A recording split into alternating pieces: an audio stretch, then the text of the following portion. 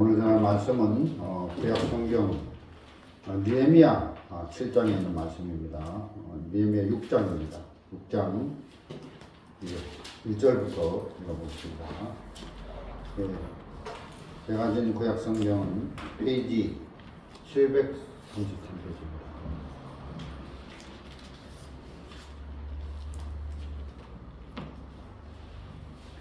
다 찾으셨으면 제가 읽어보겠습니다.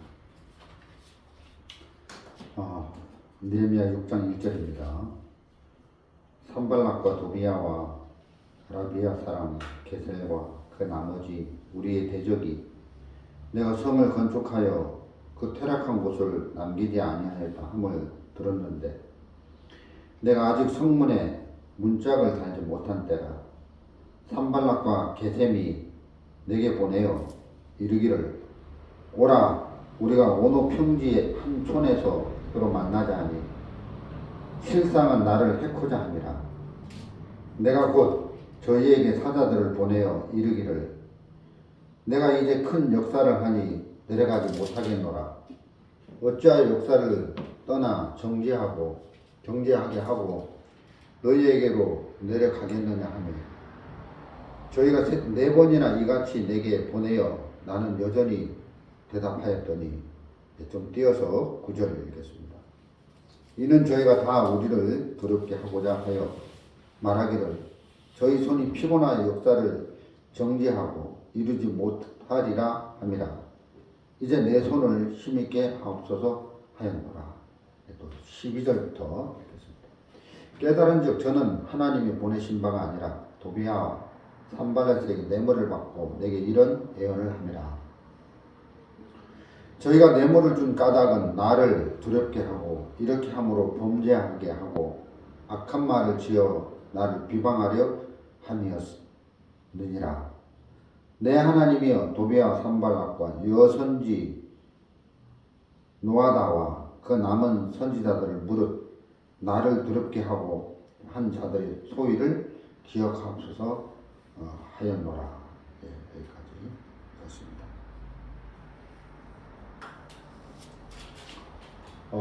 오늘 느헤미야 6장 말씀을 읽었습니다. 느헤미야가 그 성벽을 건축하는 그런 이야기인데요. 이스라엘 백성들이 그 바벨론에서 70년 동안 포로 생활을 했는데 하나님의 약속대로 70년 포로 생활 다 마치고 난 다음에 가나안 땅으로 이스라엘 백성들이 유대인들이 귀환하게 됐습니다. 근데 이제 그 포로 생활 하던 그 이스라엘 백성들이 가나안 땅으로 돌아올 때 한꺼번에 다 포로들이 가나안 땅으로 돌아온 게 아니라 3차례에 걸쳐서 가나안 땅으로 돌아왔다는 거죠.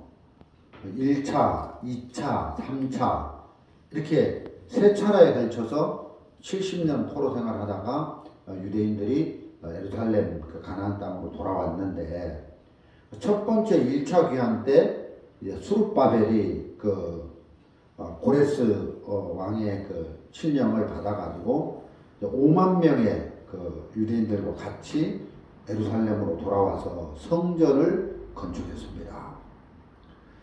성전은 건축이 됐는데 이렇게 그 이후에 또 2차 이렇게 포로 귀환 때 이제 에스라 제사장이죠. 해가지고 이제 스룹바벨이 성전을 건축하고 나서 에스라 제사장이 와서 이제 영적으로 이스라엘 백성들에게 율법을 가르치고 그렇게 했는데 오늘 이제 느헤미야 6장에는 이제 느헤미야라는 사람이 이제 성벽을 건축하는 이야기입니다. 성전은 수룹바벨 또 에스라 제사장에 의해서 건축이 됐는데 성벽이 없는 거예요. 그래서 이제 성벽이 없으면 어떻게 됩니까? 그 이방인과 유대인들이 섞이잖아요. 그리고 또 외적이 성벽이 없으니까 막 들어와 가지고 이렇게 해코지하고, 그래서 이제 성벽을 건축을 해야 되는 거죠. 그래서 이제 느헤미야 라는 이제 사람을 통해서 하나님이 이제 성벽을 건축하게 되는데, 이 3차 포로 귀환 때 이제 느헤미야가 그 많은 그 귀환한 사람들을 데리고 이제 예루살렘으로 돌아와서 이제 성벽을 지었단 말이죠. 그런데 이제 스룹바벨, 에스라 에서 이제 성전이 건축되어졌는데, 그리고 나서 이제 느헤미야 시대에 성벽을 건축을 했는데, 그 사이가 한 80년 정도 된다는 거죠. 7, 80년. 그래서 이제 7, 80년 동안 성전은 지어졌는데 성벽이 없는 상태에서 이스라엘 백성들이 영적으로 신앙생활을 하게 됐는데, 성벽이 없으니까 이렇게 모든 것이 섞이잖아요. 이방인과 유대인이 이렇게 구분이 없잖아요. 그래서 외적이 침입하고, 그래서 이제 핍박을 받고 능욕을 당하고 환난을 당하게 되는데, 어느 날 이 느헤미야가 그 이스라엘 백성들, 그 예루살렘에 가는 이스라엘 백성들 중에서 그 남은 자가 돌아와서 이제 친 형제죠. 우리 느헤미야 1장을 한번 보겠습니다. 1장 1절에 하갈의 아들 느헤미야의 말이라.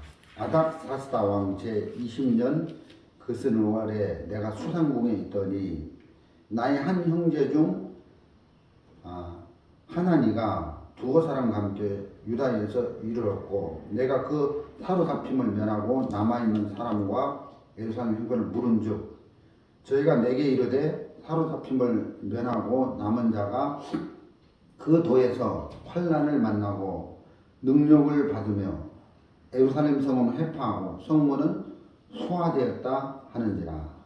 내가 이 말을 듣고 앉아서 울고 수일 동안 슬퍼하며 하늘에 하나님 앞에 금식하며 기도하여. 그러니까 이제 느헤미야의 그 형제, 친형제 중 하나나 두어 사람이 이제 유다에서 이제 돌아와가지고 그 이스라엘 그 예루살렘에 남은 백성들의 상태, 예루살렘의 상태를 얘기했는데, 성문은 소와 불타고 성벽은 다 무너지고, 그래서 이제 이스라엘 그 남은 자들 1차 포로 귀환 때 이제 스룹바벨과 함께 간 사람들이죠. 이 사람들은 어떻게 됐냐면은 이제 능력을 받고 큰 환난을 만나고 능력을 받고, 환난을 당하고 능력을 받았다는 말은 막 그 이방인들이 들어와서, 적군들이 들어와서, 외부가 침입이 들어와 가지고 재산을 약탈해 가고 이제 빼앗고 강탈하고, 그러니까 사람들이 막 약해지고 이제 그랬다는 이야기죠. 그래서 이 성벽이 없고 성문이 없으니까 성전은 지어졌는데 이런 이제 능력과 환난과 약탈과 강탈과 이러면서 이제 힘을 잃고 그들이 슬픔에 잠기고 이렇게 이런 소식을 들었을 때, 느헤미야는 그 예루살렘 그 유대인들을 향해서 막 자기 동족들을 향해서 슬픈 마음이 이러면서 울면서 하나님께 기도를 하면서 이 느헤미야 마음에 성벽을 짓고 싶은 마음을 하나님이 일으켜 주시는 걸 볼 수 있습니다. 그래서 이제 사스다 왕의 이제 제가를 받아가지고 이제 이 느헤미야가 이제 예루살렘으로 3차 포로 귀환 때 이제 그 사람들을 데리고 예루살렘으로 가서 성벽을 짓는 이야기가 오늘 읽은 이제 6장. 이미 이제 6장에서는 성벽은 다 지어졌는데 이제 성문, 문짝은 못 달았는데 성벽만 있고 성문에 문짝이 없으면 그 문을 안 달면 글로 막 들어오잖아요.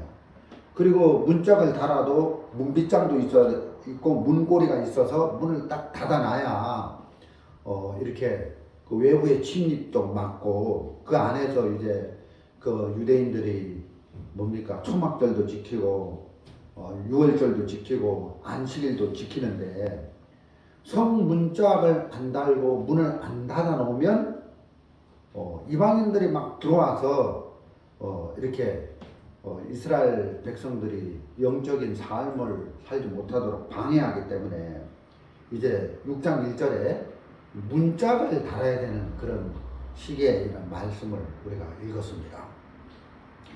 자, 여러분 에스겔 42장에 보면 이 성벽에 대한 이야기가 나오는데 한번 읽어보겠습니다. 구약 성경 에스겔 42장 20절입니다.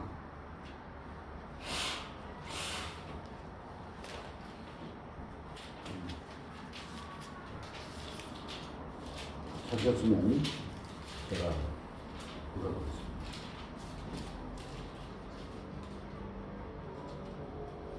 그가 이와 같이 그 사방을 청량하니 그 사방 당, 안, 마당과 장과 광이 500척씩이라 그 담은 거룩한 것과 속된 것을 구별하는 것이더라.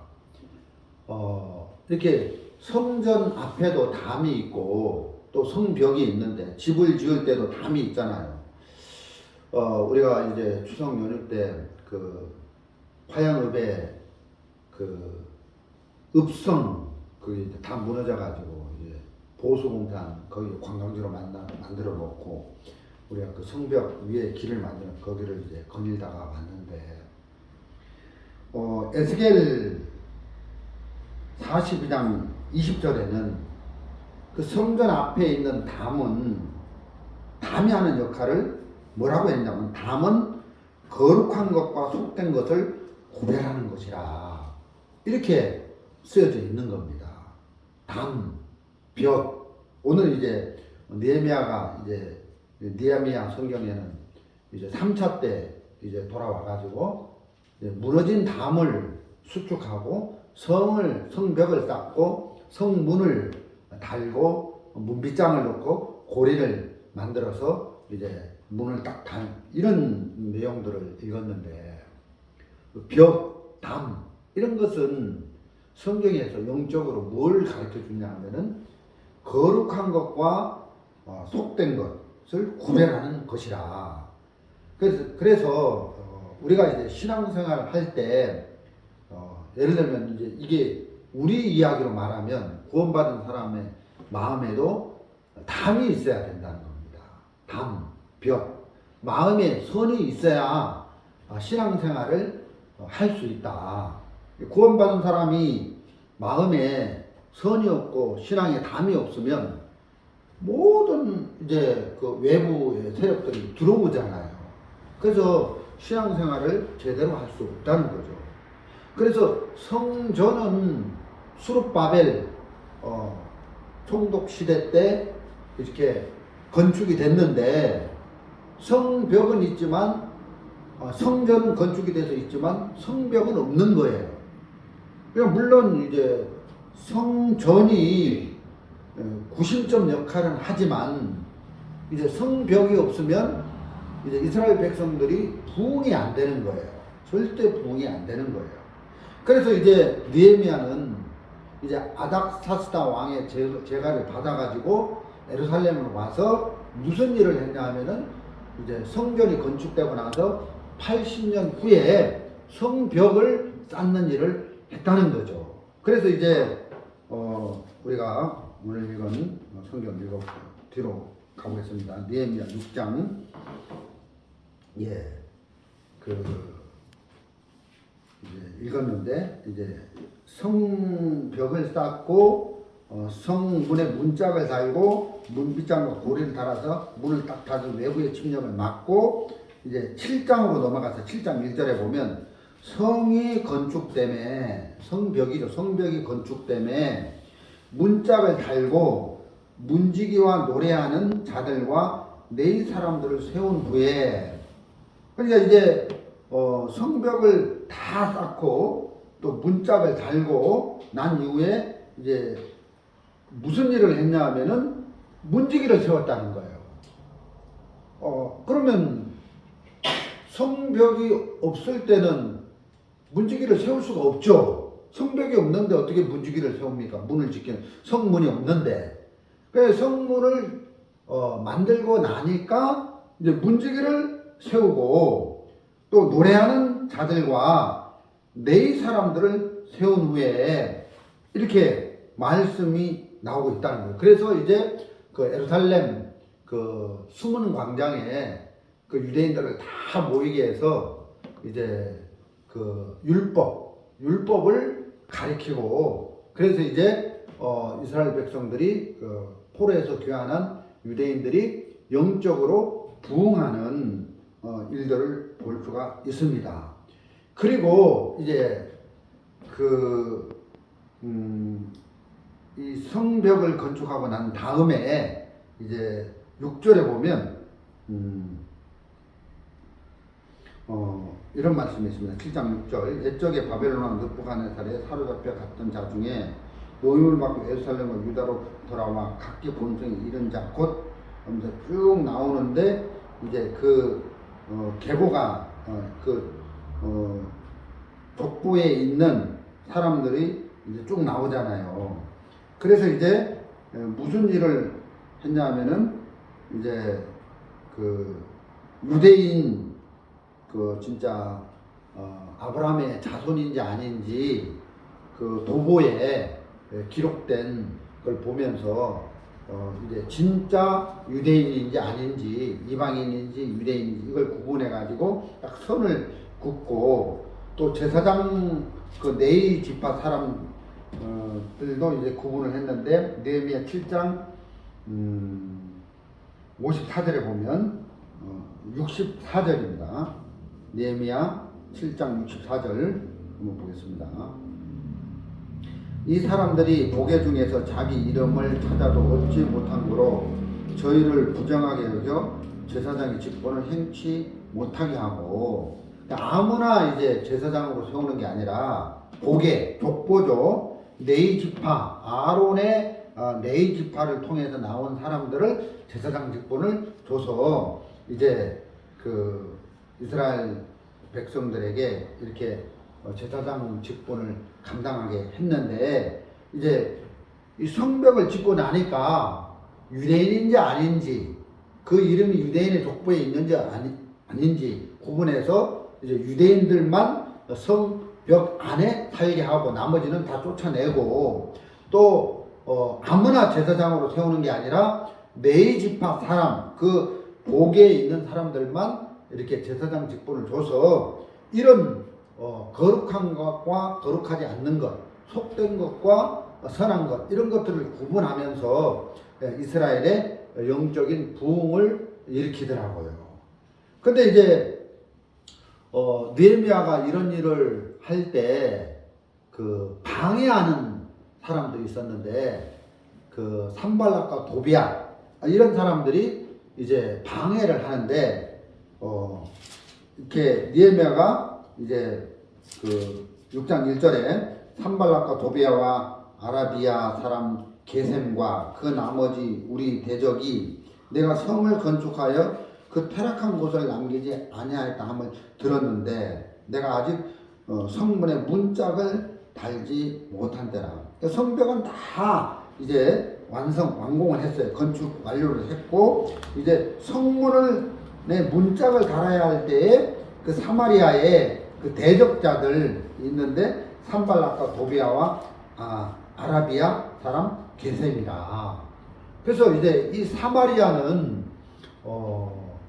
이렇게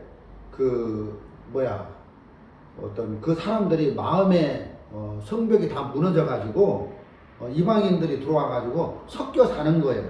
그래서 이제 이방인과 타협해서 이렇게 섞여하는, 그래서 이제 이방인에게 짓밟힌 그런 성이 돼버렸는데, 이 산발락 도비아 이런 사람들은, 게셈 이런 사람들은 이제 느헤미야가 성벽을 건축한다는 또 성문을 단다는 이런 소식을 듣고 이제 해하고자 했다는 거죠. 그래서 2절에 산발락과 게셈이 내게 보내어 이르기를 오라 우리가 오노 평지 한 촌에서 서로 만나자 하니 실상은 나를 해코자 함이라. 그 오노 평지에서, 오노는 이제 사마리아와 그 이스라엘, 그 사마리아하고 이제 예루살렘, 그 남유다 예루살렘 그 국경 근처에 있는 지역이라고 보시면 됩니다. 거기서 그 평지에서 만나가지고 이제 문짝을 사는 이런 부분에 같이 의논을 하자, 같이 이제 타협을 하자 한데 실상은 나를 해코자 함이라. 그러니까 이제 실상은 이제 뭡니까? 그 해코자, 살해, 해한다는 말은 이제 느헤미야를 살해하려고 했다. 이렇게 성경이 기록되어져 있는데, 그래서 3절에 보면 내가 곧 저희에게 사자를 보내어 이르기를 내가 이제 큰 역사를 하니 내려가지 못하겠노라. 어찌하여 역사를 떠나 정지하고 너희에게로 내려가겠느냐 하매. 그래서 느헤미야는 나는 어느 평지로 가서 너희와 타협할 시간이 없다. 지금 내가 이 하나님의 성벽을 건축하고 또 문에 문짝을 달고 이런 일이 너무 큰 일이기 때문에 내가 이걸 중지하고 어느 평지로 내려가서 너희와 타협할 시간이 없다. 나는 이런 큰 일을 뒤로하고 멈출 수 없다. 이거 계속 해야 된다. 그러면서 이제 그 산발락과 도비아의 어떤 타협, 어떤 이런 협상, 이런 제안을 받았을 때 거절하고 계속 성벽을 건축하고 성문을 달고 문빗장을 달고 이런 일들을 계속 진행하는 걸 볼 수가 있다는 거죠. 그래서 이제 4절에 보면 저희가 4번이나 이같이 내게 보내어 나는 여전히 대답하였더니 산발랏이 5번째는 그 종자의 손에 봉하지 않는 편지를 들려 내게 보냈는데, 그래서 계속 어느 편지에서 만나자 하는데 6절에 보면 그 글에 이르기를 이방 중에도 소문이 있고 가스모도 말하기를 내가 유다 사람들을 더불어 모반하려 하여 성을 건축한다 하나니 내가 그 말과 같이 왕이 되려 하는도다. 그래서 이제 느헤미야가 성벽을 건축하는 것은 유다에서 왕이 되려고 하는 거 아니냐, 소문을 퍼뜨려서 이제 그 느헤미야를 막 공격하고 억압하고 이렇게 이제 산발락과 도비앗과 느헤미야와 함께했던 성벽을 건축하고 성문짝을 달고 이런 사람들을 방해하고 모방하고 그들을 이제 해코지하는 내용들을 여기서 볼 수가 있는데, 왜 이제 그렇게 하냐? 결국 이제 성벽이 이제 건축이 되면은 사마리아를 장악한, 산발랏은 그 당시 사마리아의 총독이었다 이런 이야기도 있는데, 그들이 이제 그 남쪽으로 이제 예루살렘까지 다 장악을 하고 싶은데 성벽을 쌓아버리면 장악이 안 되니까 방해 공작을 하는 거죠. 그래서 이스라엘 유대인들이 성벽이 완공이 되면 이제 부흥케 되니까 그걸 이제 싫어해서 이렇게 하는 걸 볼 수가 있습니다. 우리가 2장에 느헤미야 2장에도 보면 그런 말씀이 있는데, 느헤미야 2장 부흥케 된다는 말씀이 있습니다. 그 성벽을 지어야 유대인들이 부흥케 된다는 말씀이 있는데,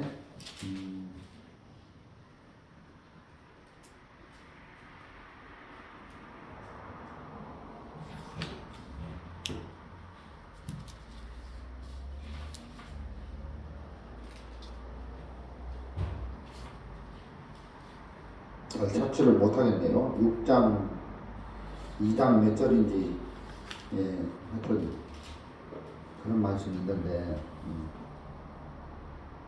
그래서 이제 그 사마리아의 그 산발락과 도비앗 이런 그 방해하는 세력들이 이제 그런 일을 하는 걸 볼 수 있는데 제가 오늘 무슨 이야기를 하려고 이런 말씀을 나누게 되었느냐 하면 우리 구원받은 성도들의 마음에도 신앙에 담이 있어야 된다.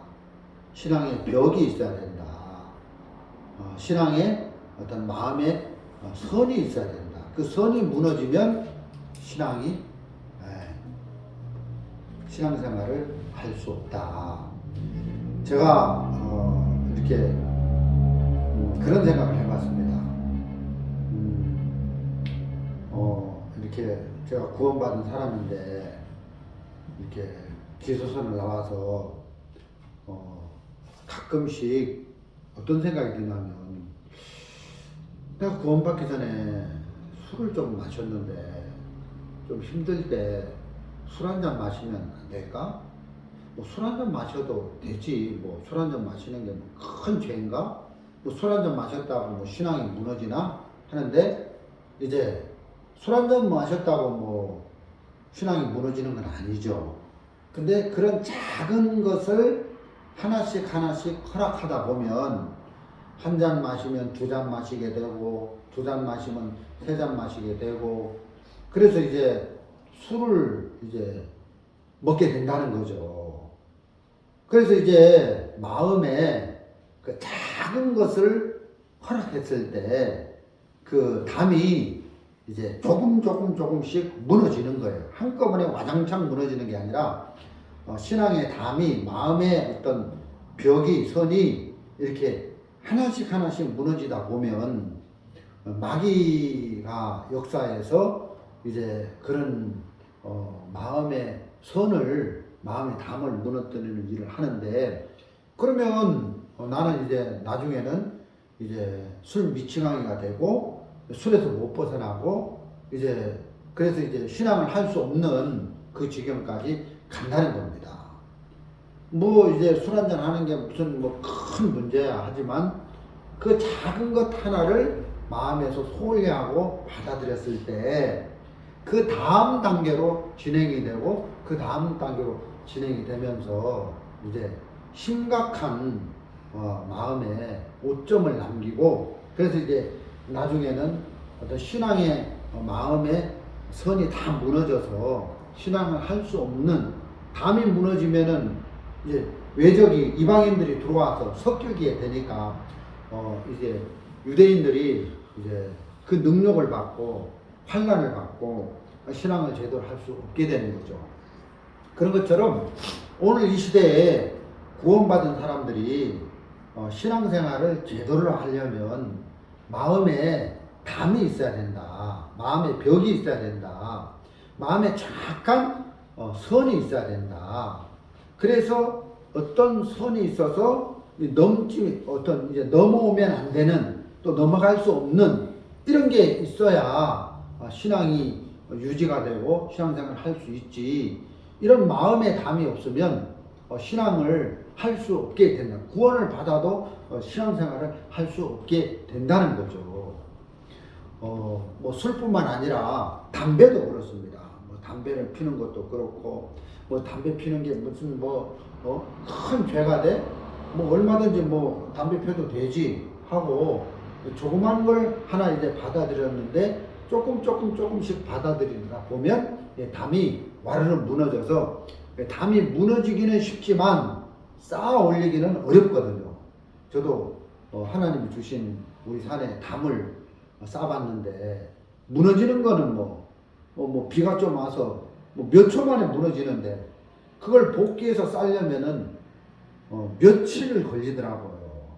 그래서 무너지는 건 쉽고 쌓는 건 너무 어렵다. 그래서 이제 구원받은 성도들이 신앙생활 하는데 마귀가 역사를 해가지고 조금씩 마음의 선을 흐리게 해서 이렇게 한다는 거예요. 우리가 이제 구원받고 성경을 읽는 것도 그렇습니다. 어떤 마음에 선이 없으면 성경이 안 읽어져요. 절대 안 읽어져요. 그래서 이제 마음의 선을 딱 정해가지고 이제 해야 성경도 읽을 수 있지. TV를 보는 것은 마음에 선이 없어도, 마음을 안 정해도, 마음에 담이 없어도 자동으로 그냥 되는데 성경은 자동으로 안 읽어지더라고. 그래서 이제 마음에 선이 있어야 그냥 어느 날 그냥 아무 생각, 아니 요즘 성경도 안 읽어, 한번 읽어볼까? 이렇게 해서 성경이 읽는 거 말고 그냥 진짜 어떤 우리가 삶 속에서 이렇게 성경을 가까이 하고 말씀을 가까이 하고 이렇게 대하려면 마음에 분명한 선이 있어서 내가 이 시간에는 성경을 읽겠다 이런 게 있어야 성경을 읽을 수 있다는 겁니다.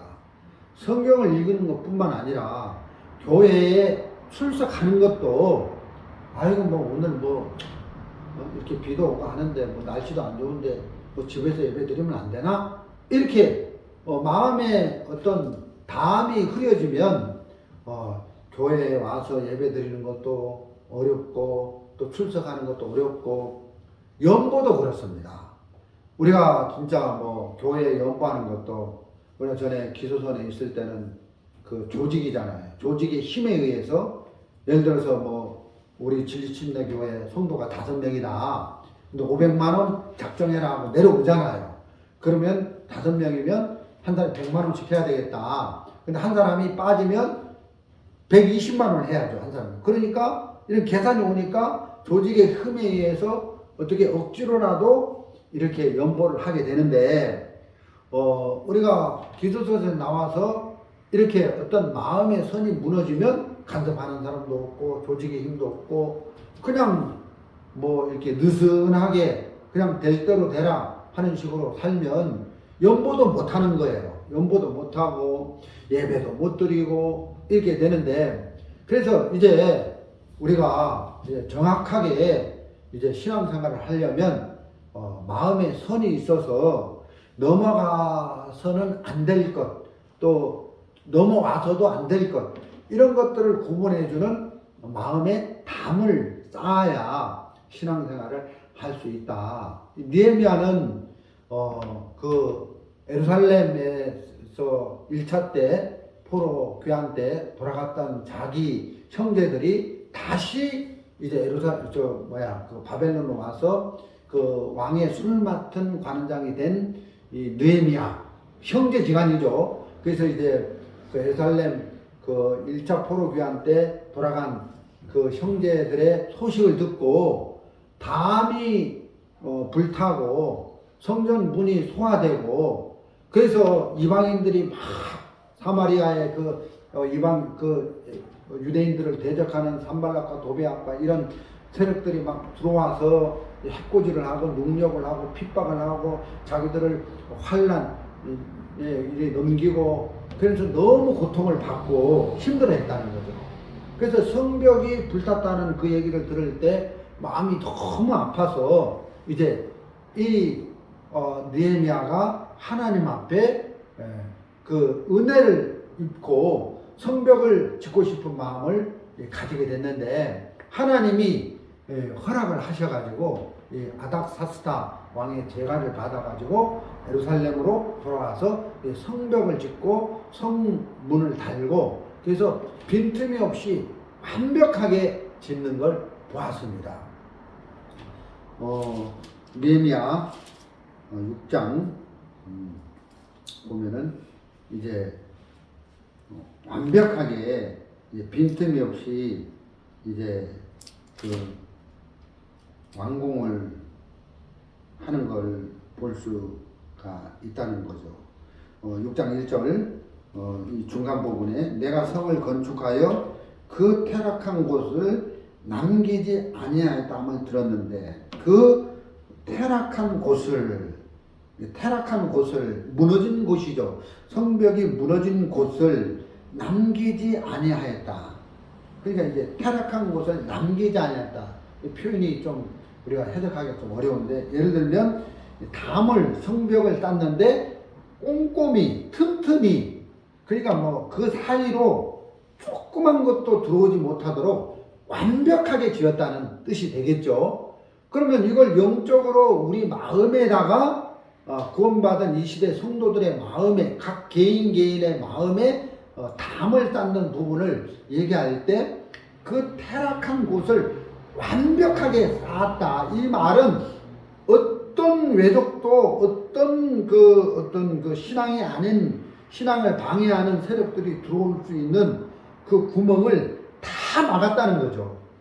그 타락한 곳을 남기지 아니했다. 그러니까 이제 벽을 쌓을 때 완벽하게 100% 이제 그 외부의 이방인들의 침입을 완전히 막았다는 거예요. 조금이라도 남겨주면 그 틈새로 이제 이방인들이 들어와서 뭐 안식일도 못 지키게 하고, 이제 초막절도 못 지키게 하고, 이제 그 예루살렘 광장에 숨은 광장에서 이제 그 백성들에게 율법도 강의하고 이제 하나님 말씀도 가르치고 하는데, 이 섞여 있으면 못 하잖아요. 방해를 하기 때문에. 그래서 유대인들만, 정통 아브라함의 자손인 유대인들만 그 성벽 안으로 들어와서 하나님을 섬기고, 정통 아브라함의 자손들이 아닌 사람들은 그 복의 족보에서 다 빼내고, 또 나는 제사장입니다, 나는 네 지파 사람입니다 해도 이미 70년 동안 바벨론 포로에서 있었기 때문에 그 70년, 한 세대가 30년인데 70년 동안 그 조국을 떠나서 외국에 살다가 돌아오면 막 자기 족보도 속이고 나 제사장 하고 싶다고, 나 네 지파입니다 이렇게 해도 되는 게 아니라 복의 족보에 할아버지가 누구고 그 혈통을 다 보고 진짜와 가짜를 딱딱 가려내서 아무나 제사장 일을 하게 안 하고 이런 일들을 하고, 또 문지기를 세우고 노래하는 자를 세우고 이렇게 했다는 거죠. 성벽이 없으면 이렇게 이스라엘 백성들이 영적으로 부흥되는, 흥왕되는 일을 할 수 없는 거예요. 그래서 우리가 생각할 때 이렇게 오늘날로 얘기하면 교회에 숫자가 많은 게 부흥된 거야 이렇게 하는데, 개인의 부흥이나 교회의 부흥은 외형적인 숫자의 부흥이 아니라 성벽이 얼마만큼 완벽하게 세워졌느냐, 그 상태를 보고 저 교회는 흥왕된 교회다, 저 교회는 부흥할 수밖에 없는 교회다. 부흥이라는 것은 성벽에 의해서 결정이 되는 거죠. 담이 없으면 이 유대인들은, 예루살렘에 귀환한 유대인들은 부흥이 될 수 없는데, 그러면 부흥되고 흥왕될 수 있는 조건은 담에 있다는 거예요. 그러면 한 개인의 신앙에 있어서 흥왕된 신앙, 부흥된 자라나는 성숙한 신앙을 하려면 마음에 담이 있어야 된다는 거예요. 마음에 선이 있어야 된다는 거예요. 그게 무너지면 신앙은 어떤 것도 기대할 수 없다. 그 사람의 신앙에서 흥왕, 어떤 부흥 이런 것은 찾아볼 수 없다. 그런 마음이 듭니다. 우리 어제 이제 차 안에서 이렇게 집으로 돌아오는데 기수선에서 나온 어떤 분에게 이렇게 전화를 누가 하는 걸 봤는데, 한 2년, 1년 반 됐는데 마음이 다 죽어가지고 깔아앉아가지고 슬픔 속에 잠겨있는, 목소리 들어보면 알잖아요. 대번에 알겠더라고. 마음의 선이 다 무너졌구나. 여러분, 우리가 기수선에서 나와서 이렇게 두 종류의 사람이 있는데, 마음의 신앙의 벽을 쌓아서 회복돼서 신앙하는 사람이 있는가 하면, 마음의 신앙의 벽이 아예 무너져가지고 그냥 될 대로 되라, 그냥 그냥 느슨하게 마음을 다 풀어놓고 살면 그냥 세상 사람들의 것이 들어온다는 거예요. 세상의 것이 들어오고 마귀가 역사하고 그렇게 된다는 거예요. 느헤미야는 정확히 알았어요. 성전은 수룹바벨 시대 때, 에스라 제사장 시대 때 세웠는데 성벽이 없고 성문이 없으니까 이방인들이 막 들어와서 그들을 막 환난하고 막 능욕하고 재단을 강탈하고 우리가 약해지고 막 그들이 이제 슬픔 속에 잠기고 무기력해지고 그런 것처럼 우리가 구원을 받았다는 것은 우리 마음에 성전이 지어졌다는 거지만 구원을 받고 성벽이 또 지어져야 돼. 성벽이 없다는 것은, 성벽이 무너졌다는 것은 신앙을 포기한 삶이다. 그래서 신앙을 포기한 사람은 모든 세상 것을 다 마음에 끌어안고 살기 때문에 슬픔 속에, 고통 속에, 아픔 속에 살 수밖에 없고 거기서 벗어날 수 있는 힘이 없다는 겁니다. 그래서 이렇게 마음에 선이 있어야 된다. 이런 말씀을 전해드리는 겁니다.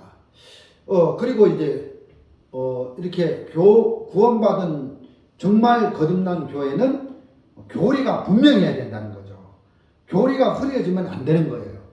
그래서 성경에 보면 마가복음 1장 15절입니까?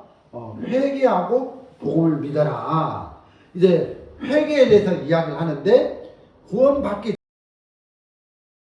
또 그 계시록 2장 15절입니까? 에베소서 교회 첫사랑을 잊었다. 그래서 어디서 끊어진 걸 생각하고 회개하라. 구원받고 나서 하는 회개가 있어요. 근데 제가 다니던 옛날 그 기수선에서는 구원받은 사람은 회개할 필요가 없어. 이렇게 가르친다는 거죠. 그러면 성경에서 말씀에서는 어떻게 돼 있나? 분명히 구원받고 나서 성도들에게 교회에게 회개할 것을 얘기하고 있다는 거죠.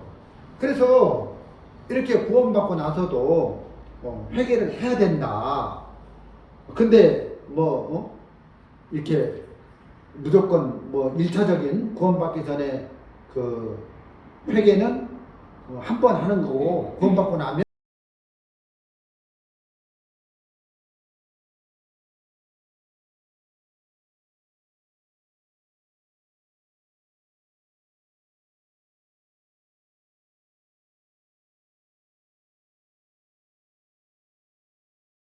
삶을 살면서 죄를 지을 때 죄를 깨닫고 하나님께 돌이켜야 된다는 거예요. 이 회개라는 것은 죄를 깨닫고 하나님께로 돌이키는 이게 회개인데 구원받은 사람도 잘못하고 죄를 범할 수 있다는 거예요. 그때 내가 죄를 지었구나, 이런 죄를 지었구나 하고 인정을 하고 하나님께로 돌이키는 이런 회개가 있어야 되는데 내가 있던 전에 교단에서는 예수님이 영원히 우리를 온전케 했어. 그러니까 회개할 필요가 없어. 이렇게 가르치면 그거는 신앙의 담이 무너진 거다. 예수님도 우리가 지난 시간에 공부했습니다. 형제가 죄를 범하거든 하루에 7번 회개하고 돌이키면 받아들여라. 그 형제가 그랬거든요. 형제는 구원받은 성도를 말하는 거예요. 그래서 형제가 죄를 지었을 때 예수님 회개하고 돌이켜라. 그리고 하루에 7번 돌이키면 받아들여라. 그러면 구원받은 사람도 얼마든지 죄를 지을 수 있는데 그 죄를 지었을 때 돌이켜야 된다. 근데 돌이키는 것 없이 회개할 필요 없이 그냥 온전케 됐어. 영원히 우리는 속죄를 받았어 하고 그냥 넘어가면 그것은 틀린 거다. 그건 장로교에서 말하는 그 회개가 있는데 죄를 지었을 때 하나님 용서해 주십시오 막 울고 짤고 막 그래서 막 밤새도록 회개 기도하고 그런 게 회개가 아니라 회개는 내가 죄를 지었을 때 이게 죄로구나 그걸 깨닫고 인정하고 용서를 구하는 게 아니라 하나님께 돌이키는 게 회개라는 거죠. 그래서 참된 회개가 뭔지 이런 것들을 성경적으로 구분할 필요가 있다는 것입니다. 옛날에는 복음을 전할 때 그 회개하고 복음을 믿어라 했잖아요. 그래서 이제 목사들에게도 복음을 전하는데 죄인이 구원을 받지 목사는 구원을 못 받아. 당신은 목사 아니고 죄인이야. 그래서 이제 죄를 가르쳐 주는 거예요. 죄가 뭔지를. 그리고 돌이키고 회개하고 이제 예수님의 보혈 그 십자가의 피로 우리 죄가 씻어졌다는 복음을 전하는데, 그래서 이제 죄인이 구원을 받는단 말이에요. 죄인이 회개하고 복음을 믿는데, 요즘은 어떻게 복음을 전하냐면 전에 있던 단체에서는 회개가 빠진 그냥 복음을 전하는 거예요. 그냥 목사님에게, 그냥 일반교회 목사들에게 막 그 복음을 전하는데, 그 회개 없이 복음을 전하니까 일반교회 목사님들이 그런 메시지를 들어도 아이고 뭐 내가 어릴 때 다 들었던 교리하고 똑같네 이러고, 또 이렇게 복음을 이렇게 전하면 그게 능력이 안 되는 거예요. 회개가 빠진 상태에서 복음을 전하니까 내가 의롭게 됐다, 죄 없다,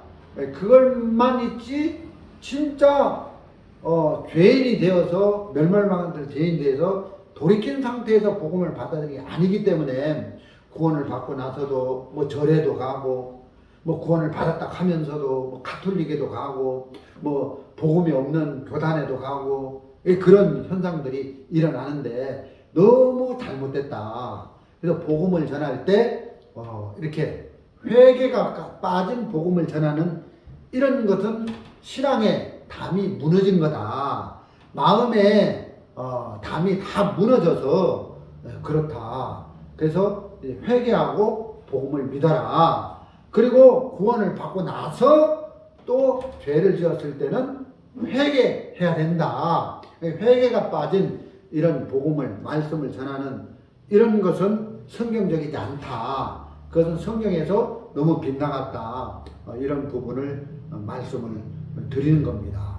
뿐만 아니라 전에 있던 교단에서는 막 하나님의 종, 막 유일한 하나님의 종, 특별한 하나님 종, 구약의 모세처럼, 구약의 여호와처럼 하나님이 이 시대에도 특별한 유일한 종을 세워서 하나님이 그 종에게, 그 목사님에게 말씀을 주셔서 그 목사님이 우리에게 그 하나님께서 받은 말씀을 대언해서 우리에게 예언해서 대신 전하는 중보자다. 그러니까 우리는 하나님의 말씀을 들을 때 종을 통해서, 하나님이 세우신 목사를 통해서 이렇게 그분은 이제 하나님의 말씀을 대신 받아서 우리에게 중간 역할을 하는 대언자이기 때문에 그렇게 생각을 하는데, 그거 아니에요. 목사는 그냥 성경 66권에 기록된 하나님의 말씀을 잘 풀어서 꼴을 먹여주는 그런 직분을 받은, 그런 은사를 받은 사람이고, 이 시대는 목사나 성도나 똑같이 자유롭게 성령으로부터 이제 직접 메시지를 들을 수 있는 것이기 때문에 목사는 구약의 제사장이고 성도는 평신도고 이렇게 나누어서 이렇게 하는 것은 일반교회식과 똑같다. 그래서 우리가 전에 있던 교단에서는 잘못 배웠다. 그래서 아모스 성경에 보면 이런 말이 있잖아요. 여호와께서는 그 비밀을 그 종 선지자들에게 말씀하지 않고는 결코 행하심이 없다. 그러면서 이제 하나님이 당신의 종에게 어떤 뭘 행할 것을 미리 보여주셔서 그 목사님이 하나님으로부터 어떤 비밀을 받아가지고 내려온다. 그래서 하나님이 뭘 행하고자 교환에 하셨다면 종에게 가야 된다. 목사님에게 가야 된다. 해서 이제 목사가 구약의 하나님의 제사장이고 선지자고, 그렇게 신약에도 그렇게 해서 이렇게 구원받은 성도와 목사를 이렇게 나누는데 이게 잘못됐다. 성경에는 예수님이 포도나무고 구원을 받은 우리는 가지라고 했는데, 목사도 포도나무가 아니다. 목사도 가지다. 그래서 하나님과 우리 사이의 중보자는 목사가 아니라 바로 예수 그리스도고, 또 구원을 받았다면 예수님으로부터, 성령으로부터, 하나님으로부터 직접 말씀이 우리에게 내려온다. 직접 말씀이 우리에게 내려와서 우리가 직접 말씀을 들을 수 있다. 그래서 목사는 하나님께로부터 직접 말씀을 받아가지고 우리에게 전해주고, 구원받은 성도들도 직접 하나님으로부터 말씀을 받아가지고 있는데, 그 목사가 전하는 말씀을 들을 때 그 말씀이 무조건 받아야 되는 게 아니라 이게 성경적인가, 그런가 그렇지 않는가, 이런 걸 분별할 줄 알고 받아야 되는데, 무조건 그런 것 없이 하나님의 종이 저 하나님으로부터 받은 메시지는 그대로 받아야 돼 하고, 이렇게 성경의 66권에서 벗어난 말씀을 해도 아멘하고 받아들이면 안 된다는 겁니다. 예를 들어서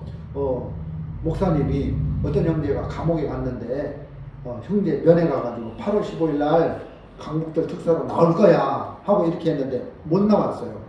그런 걸 그대로 받으면 안 된다는 거죠. 그건 무당들이 나오는 소리지, 성경 66권에 기록된 말씀에서 벗어나서 어떤 메시지를 전하면 그런 것들은 잘못된 것이다. 그래서 뭐 특별한 종, 유일한 종, 이 시대 모세와 같은, 여호수아와 같은 유일한 종, 그러면 벌써 잘못됐다는 거죠. 이 종이라는 것은 신약에 와서는 썰번트인데 심부름꾼이다. 목사는 하나님의 말씀을 이렇게 꼴을 먹이는 심부름꾼이지, 무슨 뭐 목사가 뭐 특별한 뭐 어떤 계시를 직접 받아가지고 막 없던 뭐 이런 것들을 막 성도들에게 심고 막 그런 일을 하는 그 구약의 그런 애언자, 이렇게 목사를 얘기하면 안 된다. 그냥 꼴을 먹이는 은사를 받은 사람에 불과하다. 그래서 목사는 포도나무가 아니라 구원받은 성도와 똑같은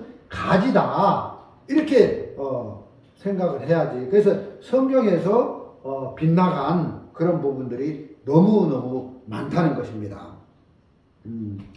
그리고 우리가 6장에 보면 또 이런 말씀이 있습니다. 9절에 이는 저희가 다 우리를 두렵게 하고자 하여 말하기를 저희 손이 피곤하여 역사를 정지하고 이루지 못하리라 함이라. 이제 내 손을 힘있게 하옵소서 하였노라. 그래서 이제 느헤미야는 이제 산발락과 도비앗이 이제 그 성전 건축하는 것을, 성벽 건축하는 것을, 또 성문 다는 것을 이제 그 방해하려고 이제 막 모함을 하면서 이제 그 오너 평지에서 타협을 하자 이렇게 하는데, 실상은 나를 해하고자 함이라. 그래서 이제 9절에 이는 저희가 다 우리를 두렵게 하고자, 소문을 막 퍼뜨려서 느헤미야가 성벽을 쌓는 것은 왕이 되려고 한다, 하나님이 없던 마음으로 막 그런 하나님이 그런 마음이 아닌 것을 막 소문을 막 퍼뜨려서 5절에 6절에 막 그러잖아요. 그 글에 이르기를 이방 중에도 소문이 있고, 그 이방 중에도 소문이 있고, 느헤미야가 이 성벽을 쌓는 것은, 성문을 쌓는 것은 예루살렘에서 왕이 되려고 한다. 그래서 이 소문은 진리가 아니잖아요. 말씀이 아니잖아요. 저도 이제 소문에 많이 약한 사람인데 소문을 막 낸다는 거죠. 소문을 막 황영성 목사가 기소선 나가서 경산에 예배당을 해가지고 교회를 한다는데 마귀짓을 한다 하면서 막 소문을 내고 사람들이 막 해코지를 하고 저거 마귀야, 마귀짓이야 하는데, 내가 아무리 생각해봐도 내가 교회를 하고 이렇게 우리 가족끼리 모여서 예배를 드리고 이게 마귀짓인가? 난 전혀 그렇게 생각 안 해요. 이게 하나님의 뜻이다. 난 내 마음에 하나님, 내 삶을 봐도 내가 뭐 기초선 나와가지고 막 타락하고 막 그런 게 아니라 삶 속에서도 그런 게 아니라 마귀짓이 아니고, 우리가 이제 교회를 하고 이렇게 하는 게 마귀짓이 아닌데 그렇게 소문을 낸다는 거죠.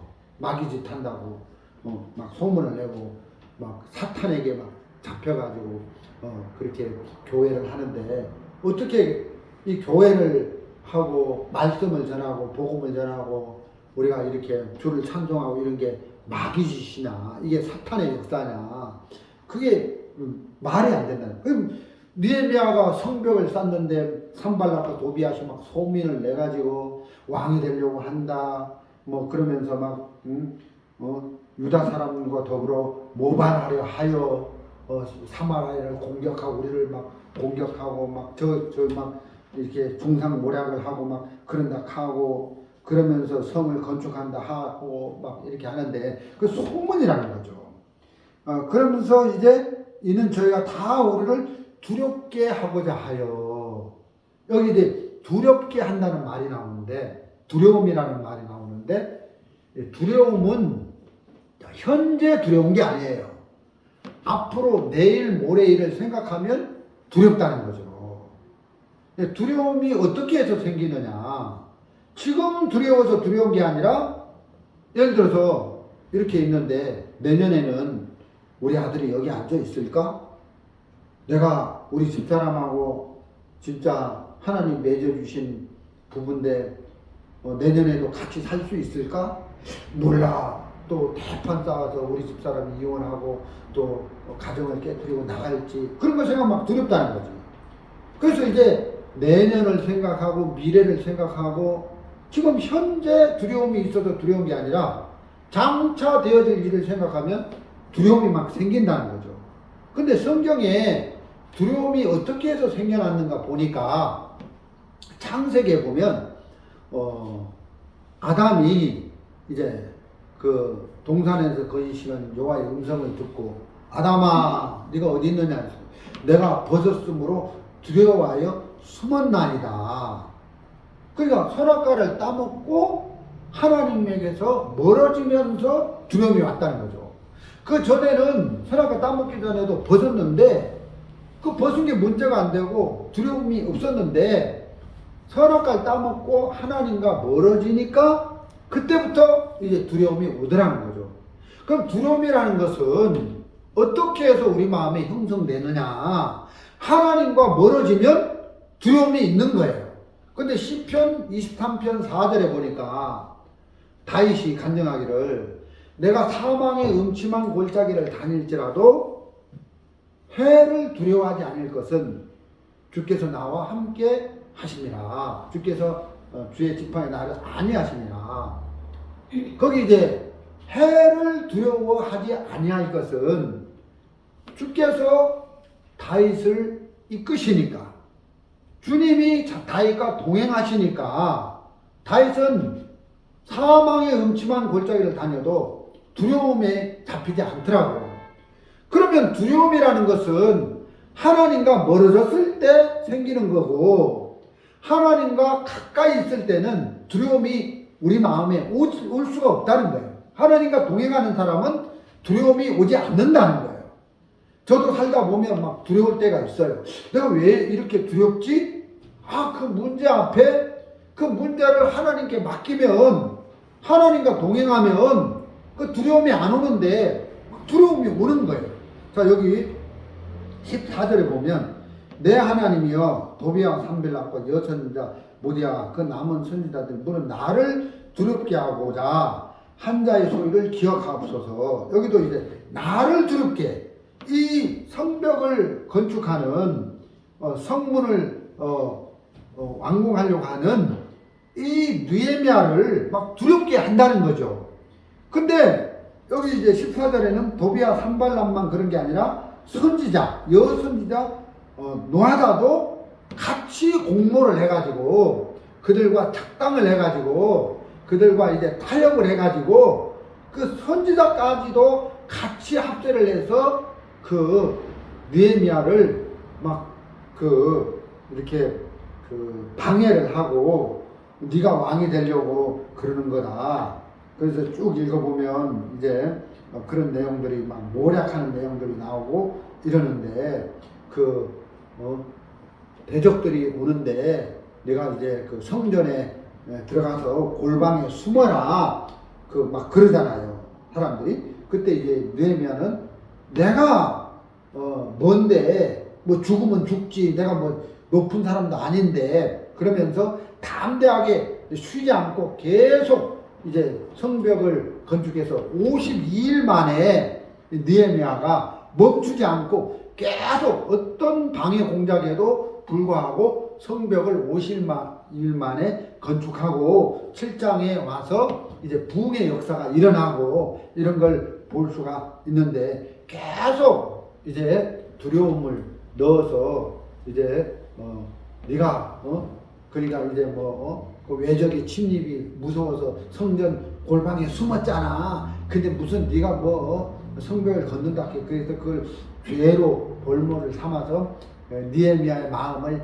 약하게 해서 이제 성벽을 쌓는 것을 포기하도록 하기 위해서 마귀가 이런 사람들을 세워서 계속 공격하고 하는 걸 볼 수가 있다는 겁니다. 근데 이 느헤미야는 정확하게 내가 성벽을 건축하는 것은 내 자의에 의해서, 내 스스로의 마음에 의해서 하는 게 아니다. 아닥사스다 왕의 재간을 받았고 그 옆에 있던 왕후도 있었는데 같이 들었는데 하나님이 그분들을 통해서 이렇게 예루살렘으로 돌아가서 성벽을 짓도록 허락하신 것이다. 그러니까 내가 예루살렘으로 돌아가서 성벽을 짓는 것은 내 자의의 뜻이 아니고 하나님의 뜻이다. 하나님의 뜻이면 하나님이 도우신다. 정확히 느헤미야는 성벽을 건축하고 성문을 달고 하는 것이 하나님의 뜻이라는 걸 알았기 때문에 하나님을 향한 믿음이 생긴 거예요. 그러니까 믿음이 생기니까 산발랏, 도비앗, 그 여선지자, 노아담, 또 그 다음에 이후에 디멜의 손자 들랴 그 아들 스미야가 조문 물줄 하여 내가 그 집에 가니 저가 이르기를 저희가 너를 죽이기도 옳더니 우리가 하나님의 전문으로 가서 외소 안에 있고 그 문을 닫자, 막 이렇게. 이거 실상 하나님이 그렇게 한 게 아닌데, 거기서 막 중상모략하고 막 하는데 느헤미야는 물러가지 않았다는 거죠. 그들이 어떤 방해 공작을 해도 이 성벽을 짓는 건 하나님의 뜻이기 때문에 하나님이 도우신다. 그 믿음이 오니까 환난도 넘어가고 위협도 넘어가고 그들의 방해도 넘어가고 모든 걸 승리로 이렇게 이기고 성벽을 건축하고 하는 걸 볼 수가 있더라는 것입니다. 그래서 우리도 무슨 일을 할 때 이게 하나님의 뜻이냐? 내가 기소선을 나와서 경산의 교회를 세우고 우리가 청도의 관아리에 이렇게 우리의 안식처를 또 하나님이 또 환난을 대비해서 이렇게 피난처를 주시고 거기에 이제 성벽을 쌓고 우리가 거기에 이제 이런 것 저런 것들을 하고 막 하는데 이게 분명한 하나님의 뜻이냐 아니냐 이걸 봐야 된다는 거죠. 교회를 하고 복음을 전하고 우리가 가나리에 이렇게 이렇게 성벽을 쌓고 이런 모든 일들은 거기에 이제 관련하고 이런 모든 일들은 내 자의에 의한 뜻이 아니라 스스로에 의한 것이 아니라 하나님이 그런 마음을 주신 것이다. 느헤미야에게 어떤 그 예루살렘에서 돌아온 그 형제들의 이야기를 들을 때 갑자기 예루살렘에 돌아가서 성벽을 쌓아야 되겠다. 그 슬픈 마음을 줘서 하나님께 금식하고 울면서 그 어떤 마음이 갑자기 느헤미야 마음속에 역사에서 그 하나님이 주신 마음이다. 그래 하나님이 그 길을 열어서 아닥사스다 왕의 재가를 받아서 이렇게 하는 걸 보면 하나님이 모든 것을 도우셨다. 그래서 여기까지 왔는데 지금 사마리아 총독 산발랏과 도비앗 또 여선지자 또 여러 사람들이 나를 모해하고 공해한다고 내가 이 성벽을 쌓는 일을 멈출 수 없다. 계속 진행하는 걸 볼 수 있는데 우리도 무슨 일을 하기 전에 이게 하나님이 주신 마음이냐 하나님의 뜻이냐. 하나님의 뜻이라면 믿음이 우리 속에서 일어나고 멈출 필요 없다. 계속 진행하면서 환난도 이기고 우리 방해하는 세력도 이기고 우리가 승리하는 삶을 살게 될 줄로 믿는 것입니다.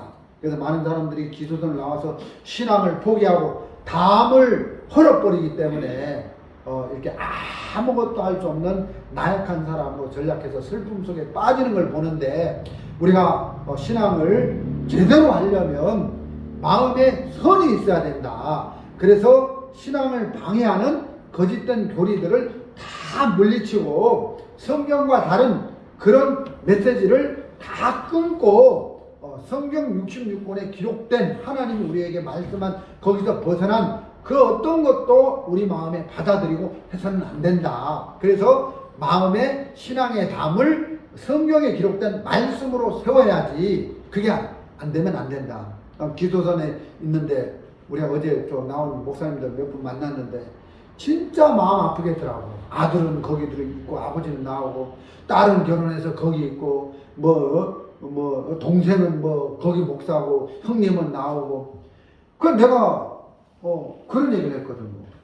어떻게 구원받은 사람이 성경 말씀에서 빗나가면 잘못된 건데, 정말 바울의 말을 들을 때 베레아 사람들은 그냥 받아들인 게 아니라 성경에 그 바울의 말이 그런지 아니한지 성경 말씀을 참고해서 그럴 때 받아들였는데, 어떻게 성경을 근거해서 이게 진짜와 가짜, 그래서 가짜는 물리치고 진짜는 받아들이고, 이런 신앙의 담이, 말씀의 담이 마음에 형성돼야 되는데 그런 것 없이 그냥 어떤 조직의 힘에, 어떤 교리의 힘에, 거짓된 교리의 힘에 그렇게 흘러가서 분별을 못하는데, 그러니까 부흥이 될 수 없다. 그것은 신앙의 흥왕이 될 수 없다. 그래서 우리가 영적으로 많은 축복을 받고 마귀에게 속지 않고 우리가 승리하는 느헤미야 같은 삶을 살려면 마음의 성벽이 진짜 무너진 것 없이 그 무너진 담을 완벽하게 남김없이 꼼꼼히 이렇게 쌓아서 정말 우리 속에 거짓된 것이 들어오는 것을 막고, 불의한 것이 들어오는 것을 막고, 우리가 참된 것만 세워가면서 여러분들이 마귀에게 보이피싱 당하지 않고 이 시대 유일한 그런 그 종교 사기꾼들에게 보이피싱 당하지 않고 이렇게 복되게 사는 우리 가족이 됐으면 좋겠습니다. 우리 침례교회 성도들이 그런 신앙을 했으면 좋겠습니다. 말씀 여기까지 드리도록 하겠습니다.